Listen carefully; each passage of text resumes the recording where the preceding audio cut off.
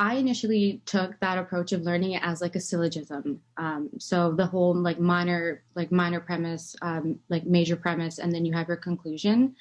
So I'm taking that approach, and I feel like sometimes it's taking me longer because I'm trying to find those things first, and then I realize that some questions are just like the main idea or things like that. So do you think that that's worth it? Because I know some questions do ask for like what is like supporting evidence, like a warrant and things like that, like a qualifier in that sense, in the question. So I'm like taking that like literature approach, but I don't know if it's serving me or like it's taking away time. Good question. I mean, which question type are you talking about right now? Like just in general, like when they ask for like just when you have if they ask like is a conclusion met, is a conclusion not met in those kinds of questions.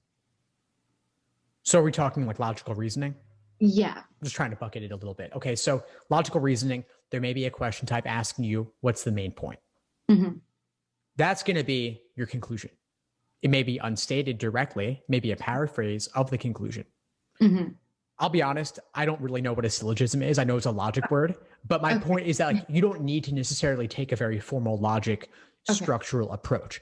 I do think that a literature approach Hmm. could be useful, meaning if you know what a qualifier is, if you know what a subsidiary clause is, Hmm. that could be useful to help you drill down to the main point. So, for Hmm. example, information bounded between two commas typically is not core to the statement, right? Like you could chop Yeah. that out, Yeah. still flows smoothly. You're left with your typically your main subject, main verb. Yeah. So that certainly could be useful.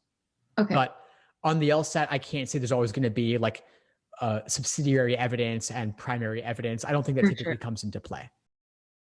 Thanks for tuning into the show. Please subscribe if you haven't done so already to be notified of new episodes as I release them. And feel free to reach out if you need anything at all as you move forward with your prep. I'm happy to help however I can. In the meantime, I'll wish you all the best and take care.